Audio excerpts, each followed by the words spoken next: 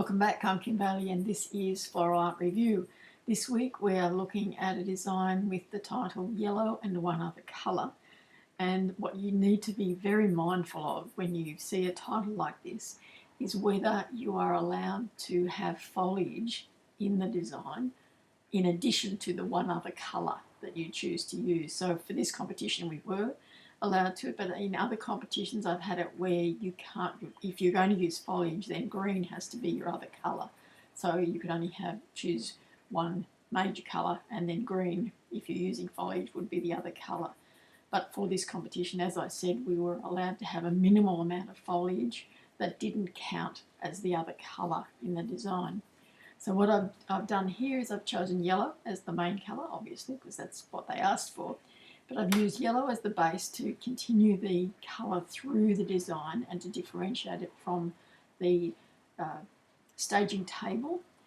And the space allowed was 70 centimetres, and you can see that I've angled the design in its placement, and that was because it was marginally over the 70 centimetres if I had had it parallel to the edge of the bench. And I think in fact that it works better this way as a line design because we get more of a diagonal feel for the design.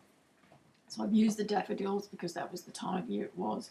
It's on a slice of Banksia as the base with a palm spade as the container, and it's got some bark in it that continues that brown colour through it. I've got some dried, well not dried so much as naturally found leaves that were around at the time because this was a spring competition. And it was in fact a competition that was featuring daffodils as the cut flowers in another part of the show, so I think it was appropriate to use the daffodils in this design that I have put together. And so it's very much a line design, as I said, just with the daffodil placement through the line that is provided by the base, the palm spade as the base, and a collection of the leaves. I wanted it to look as though the leaves had been just blown in there, and it kept that, the leaves kept that colour going, the brown colour of the stump and the bark that's already in the design. So let's now see with our Design AI analysis what I have done right and what things need some improvement in terms of the principles and elements of design, which is how the design would have been judged on the day. So looking at line first of all, a strong diagonal line defines this design, created by the angled timber and reinforced by the directional placement of flowers and foliage. This diagonal energy gives the composition movement and immediacy, guiding the eye from the grounded base upward and outward. So I'm happy that it is now a diagonal line design. I can see that it is that. What I'm not so happy about looking at the image here now, after it's probably about 3 years old now, is that it looks like the daffodils are actually falling out from that base. So I think I've muddied the line. It could have been a clearer diagonal line, but we'll continue through the analysis and see what else Design Eye has got to tell me about the design in terms of the other principles and elements of design. We look at form now. The form is asymmetrical and linear with a clear sense of progression rather than containment. The design reads as a single sweeping gesture anchored firmly at the base and extending confidently into space. So I'm interested that, having said all of that about moving the daffodils more into line with the palm spade, is that could have made it very much more a contained design. So what the design needs to have is progression through that diagonal rather than contained, because if it's contained in the palm spade, then that becomes the design and you almost don't see what's underneath it, whereas I want the whole of that design to be incorporated, including the negative space that is underneath the design between the palm spade and the stump and the leaves that are below the palm spade itself. So let's look at space now. Space is used deliberately to emphasise direction. The open areas around the diagonal line allow the form to breathe, preventing visual heaviness despite the density of floral material. Negative space supports clarity and reinforces movement. So all of those things are important in the design, and to my mind, I probably need to have a little bit more space in the design, just because I feel like that it's almost a bit top heavy or one end heavy in terms of the diagonal. But we'll see later on what the suggestions are. But at this stage, I'm glad that the analysis is showing that the space is part of the design, because I think that's important for us always to remember when we're looking at our designs. Texture. Texture is richly layered with smooth, bright daffodil petals, rough bark and timber, crisp, leathery green foliage, dry, papery autumn leaves. These contrasting textures add depth and enhance the natural narrative of seasonal transition. So it's interesting that texture can give you that seasonal transition narrative, but not something that I was particularly looking for. I didn't focus on it. But as you know from any of the other videos, I do find that texture is the best way for me to give a design contrast. And so I'm happy that there's layers of contrast there between both colours and the finish of the materials that have been used, so smooth and rough and shiny and papery look and feel to them. So all of that works well in this particular design. Colour. Yellow is clearly dominant, expressed through repeated daffodil blooms. The one other colour is interpreted subtly through greens and warm browns, allowing yellow to remain the hero, whilst the supporting colours ground and frame it. This restraint strengthens the brief's intent. So what I didn't say to our design eye, our AI, when I asked for the analysis, was that I was allowed to use the foliage. So it has interpreted the one other colour, in inverted commas, as it has put it, as the greens and the warm browns. So it's seen that as a colour grouping, where in some competitions with human judges, that where it hadn't been specified that you could use foliage, that would not be the case. They would actually be discounted, lose points, or you would be disqualified at worst case scenario if you had used green and brown, because it's more than one other colour, I should say.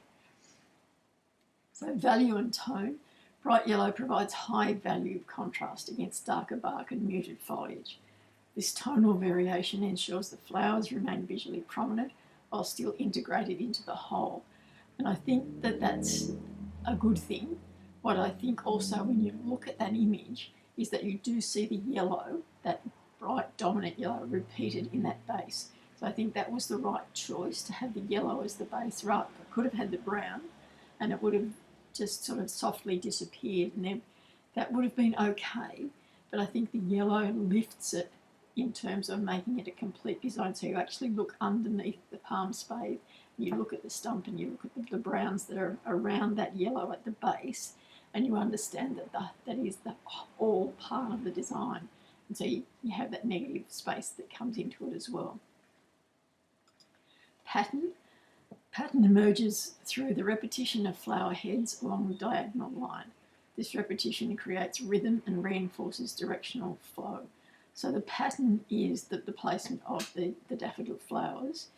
I think for me, I would like to see a few more lower down in the design. It just sort of tapers into almost nothing, and I'd like to see, in that bottom right-hand corner as you look at it, it's almost as though the green is a little bit more dominant than the yellow in that corner. So I'd like to see a little bit more of the brighter yellow in that corner so that you're following through that line of design.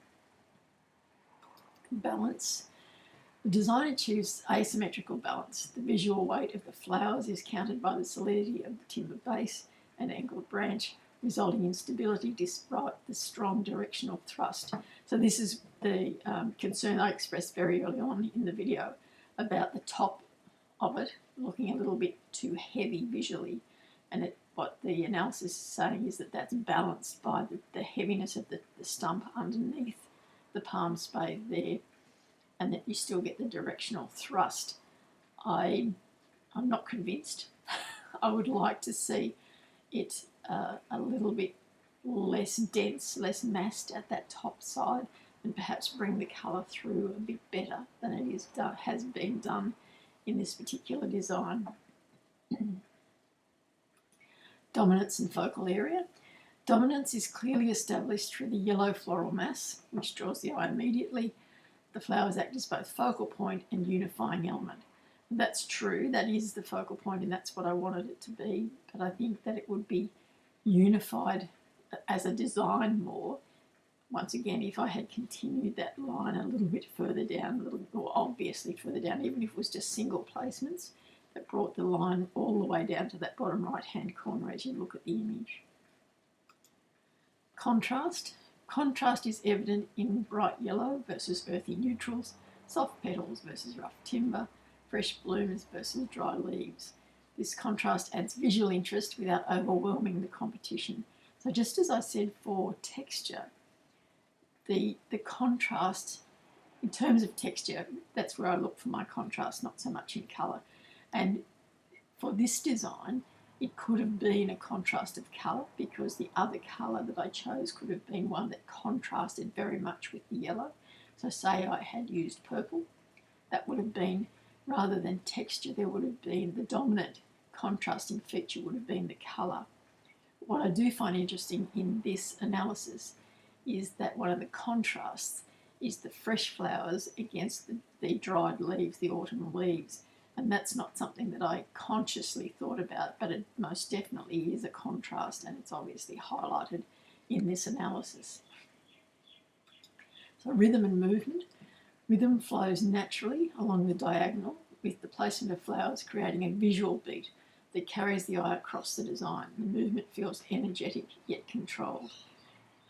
So there is, this rhythm comes from the repetition of the flowers, and there is some movement. I think movement could be improved in the design.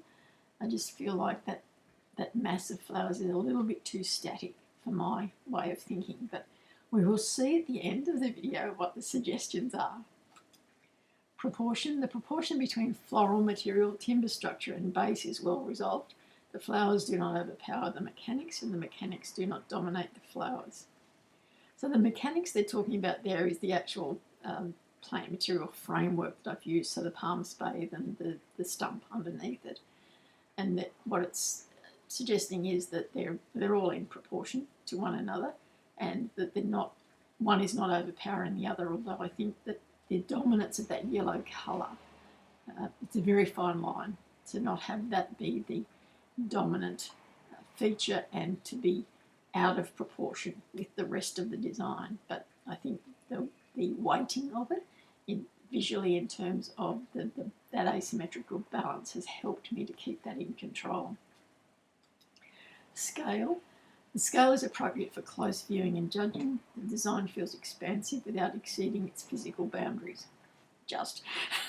But I think that it's an interesting comment to say that it's appropriate for close viewing and judging, because the further you step away from it, the less resolved it would be because of the size, the scale of those daffodil flowers, that they would be, it would just become a mass of colour rather than the individual flowers themselves. So an interesting thing to consider in your designs, not so much for competition, because generally with competition we would be close-up judging.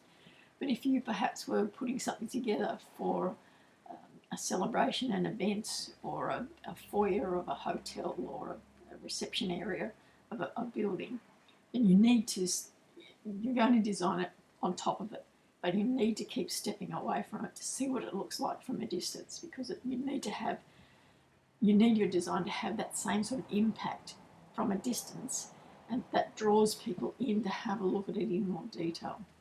So that's just something to be mindful of for future reference. Harmony and unity. Unity is achieved through the repetition of colour, consistent directional flow, and a limited material palette. Every element contributes to the same visual story, and that comes with keeping the line. In a line design, it's very much in keeping the line clear and delineated, and that has been the case with this material because we've got quite structural plant material that I can have in a direction, and it does repeat the direction in terms of hard lines of the plant material itself, that it has kept it unified in that sense. Let's now have a look at some of the suggestions for improving the design. The design placed second in the competition, and I was happy with that because I wasn't happy with the amount of foliage that I've used. I really felt like the top leaf, look at the top left-hand side, I thought that was out of place, but I couldn't get it to curl around the palm spathe better in the time that I had to put it together. And probably what I should have done is split it. It's an aspidistra leaf, so I could have split it and had it halfway around, like wedged it against the palm spathe underneath, so that it would have been a little bit more negative space through the design and not quite so dominant as it is there. But I digress. Let us look at the suggestions from Design Eye. First one, clarify the secondary colour by introducing a slightly stronger or more consistent presence of the supporting hues to strengthen the brief interpretation. So what it's saying is that it wasn't clear, because I think the foliage is there as well, whether it was the green or the browns that were the secondary colour.